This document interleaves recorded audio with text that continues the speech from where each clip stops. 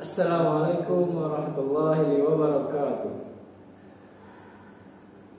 Innal hamdalillah nahmaduhu wa nasta'inuhu wa nastaghfiruh wa na'udzu billahi min syururi anfusina wa min sayyiati a'malina. May yahdihillahu fala mudilla lahu wa may yudlil fala hadiya lahu. Asyhadu an la ilaha illallah wa asyhadu anna Muhammadan abduhu wa rasuluh. Allahumma shalli wa sallim wa barik ala nabiyyina Muhammad kama shallaita ala Muhammad. Allahumma salli wa sallim wa barik ala nabiyyina Muhammad wa ala alihi wa ashabihi wa man tabi'ahum bi ihsan ila yaumiddin, amma ba'd. Baik, di sini kami dari kelompok 11 akan menjelaskan tentang materi enkripsi dan kriptografi. Di sini saya akan menjelaskan pengertian kriptografi, yaitu suatu ilmu yang mempelajari bagaimana cara agar menjaga data atau pesan tetap aman saat dikirim dan pengirim penerima tanpa mengalami gangguan dari pihak ketiga. Menurut Bruce Sainer dalam bukunya Epiclesis Cryptograph, kriptografi adalah ilmu pengetahuan dan seni menjaga message agar tetap aman. Konsep kriptografi sendiri telah lama digunakan oleh manusia, misalnya pada peradaban Mesir dan peradaban Romawi, walau masih sangat sederhana. Prinsip-prinsip ini mendasari kriptografi, yaitu confidentiality atau kerahasiaan, itu layanan agar isi pesan yang dikirimkan di setiap orang tetap rahasia untuk tidak diketahui oleh pihak lain, kecuali pihak pengirim atau penerima pihak-pihak memiliki izin. Umumnya hal ini dilakukan dengan cara suatu algoritma matematis yang mampu mengubah data hingga menjadi sulit untuk dibaca dan dipahami oleh pihak lain. Di dalam kriptografi memiliki 4 komponen yang paling utama, yaitu plain text, yaitu pesan yang tidak dapat dibaca; ciphertext, yaitu pesan acak yang tidak dapat dibaca; terus yang ketiga key, yaitu kunci untuk melakukan teknik kriptografi; dan yang terakhir algorithm, yaitu metode untuk melakukan enkripsi dan deskripsi. Pengertian dari enkripsi. Enkripsi merupakan proses yang sangat penting bagi kriptografi supaya keamanan data yang dikirim bisa terjaga dan dalam kerahasiaannya. Pesan asli atau plain text diubah menjadi kode-kode yang tidak dimengerti oleh orang lain. Enkripsi bisa diartikan dengan sipher atau kode. Sama halnya dalam manusia yang tidak mengerti sebuah kata, manusia akan dapat melihatnya di dalam kamus atau daftar istilah-istilah. Berbeda dengan enkripsi.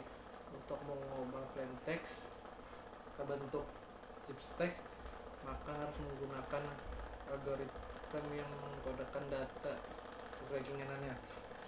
Tujuan dari kriptografi ini terdapat berdasarkan dari ilmu kriptografi yang juga merupakan aspek dari keamanan jaringan, yaitu kerahasiaan adalah layanan yang digunakan untuk menjaga isi dari informasi dari siapapun kecuali yang memiliki otoritas atau kunci rahasia untuk membuka atau mengupas informasi yang telah disandikan.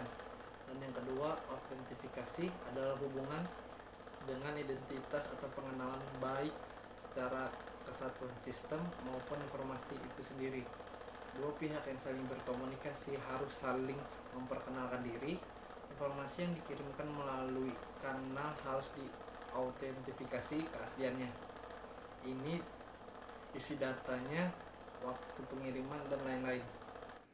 Baik, selanjutnya adalah contoh kriptografi, yang mana contohnya salah satunya ialah transaksi lewat ATM. Transaksi lewat ATM, kita memerlukan kartu magnetik atau yang disebut juga kartu ATM, yang terbuat dari plastik dan kode PIN agar bisa berasosiasi dengan kartu tersebut, sehingga kita bisa mengaksesnya untuk berbagai keperluan seperti mengecek saldo, bayar tagihan kartu ponsel, transfer uang, dan lain-lain. PIN digunakan untuk memverifikasi kartu yang dimasukkan oleh nasabah di ATM. Proses verifikasi dilakukan di komputer pusat atau host dari bank tersebut. Karena itu harus ada komunikasi dua arah antara ATM dan komputer pusat atau komputer host. ATM mengirim PIN dan informasi tambahan pada kartu ke komputer host, kemudian komputer host melakukan verifikasi dengan cara membandingkan PIN yang dientrikan atau yang dimasukkan oleh nasabah dengan PIN yang disimpan di dalam database komputer host, sehingga dicocokkan. Lalu bila cocok maka transaksi dapat dilanjutkan, dan jika tidak maka transaksi akan ditolak. Karena itu perlu menjaga atau melindungi PIN dari orang lain sehingga tidak bocor, sehingga tidak terjadi penyadapan oleh orang-orang yang tidak berhak. Lalu contoh enkripsi seperti yang biasa kita gunakan, yaitu pada aplikasi-aplikasi berkirim pesan seperti WhatsApp dan Telegram. Di sana menggunakan metode enkripsi end-to-end atau end-to-end encryption, yang mana ini membuat privasi tetap terjaga karena pesan yang kita kirimkan hanya akan dimengerti atau diterjemahkan sesuai algoritma, sehingga pesan kita hanya dapat dibaca oleh orang yang bersangkutan. Kemudian selanjutnya cara kerja kriptografi. Cara kerja kriptografi secara singkatnya adalah kita masukkan pesan atau plain text seperti pesan asal, lalu plain text tersebut melewati algoritma enkripsi, lalu di sana pesan plain text tadi diubah menjadi sebuah kode, lalu disitulah terbentuknya ciphertext. Nah, ciphertext ini berbentuk sebuah kode yang mana sesuai dengan rumus atau algoritma yang ada sebelumnya, itu algoritma enkripsi. Lalu kemudian saat ingin diterima oleh orang yang bersangkutan atau pihak yang memang ingin dikirimi pesan, lalu ciphertext tersebut atau yang berupa kode tadi melewati algoritma dekripsi, lalu menjadi plain text lagi, menjadi pesan asal yang telah kita ketik dari awal. Jadi tergantung kunci atau kuncinya ada di algoritma itu.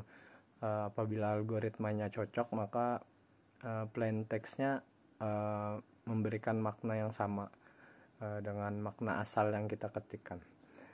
Lalu ada studi kasus dalam jurnal berjudul Berbagai Kasus Penyerangan Terhadap Kriptografi oleh Muara P. Sipahutar.